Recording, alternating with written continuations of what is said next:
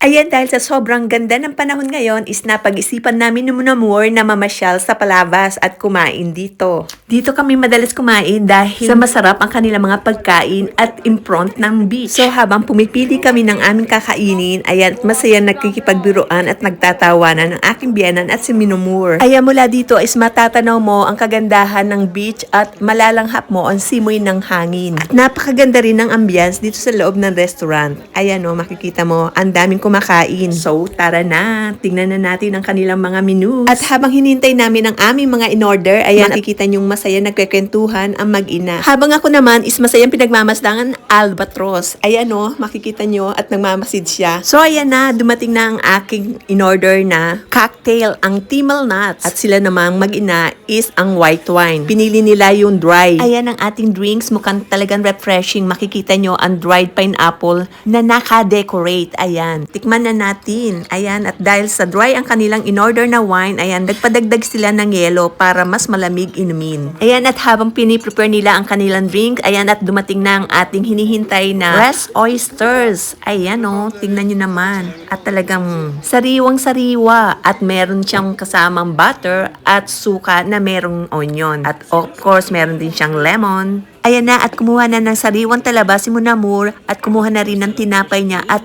ng kanyang butter at dahan-dahan niya inahid sa kanyang tinapay. At saka nilalagyan niya ng konting suka na nagbibigay ng kakaibang asin at linamnam sa ating talaba. Ayan o, ito na yung aking pang-apat at talagang nasarapan ako. Ayan, dahil fresh na fresh talaga at super linamnam. Ayan na, at natapos na namin ang pagkain ng aming appetizer at lahat naman kami is nag-enjoy.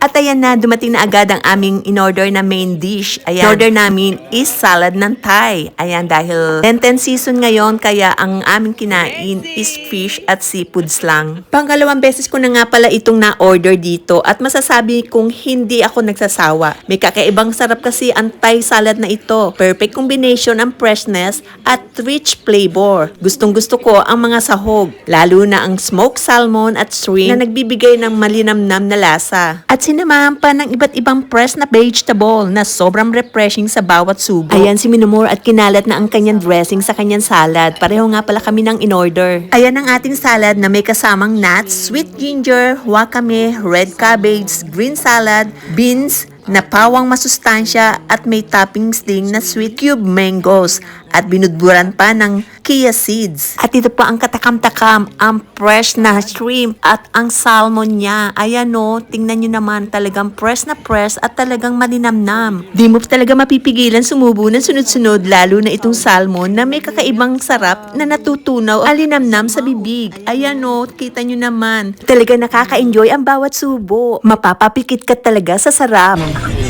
Ang sarap talaga. Yummy. Yummy, Munamur. Ayan, kita nyo si Munamur, hindi na makapagsalita sa sarap.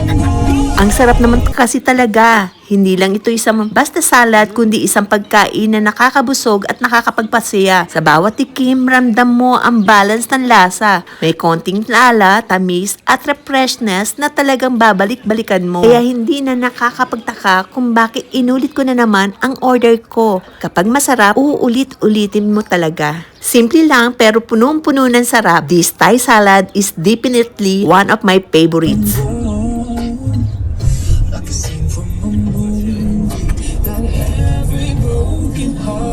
Ayan na, talaga nag-enjoy kami sa aming salad. At ito na agad ang aming mga dessert.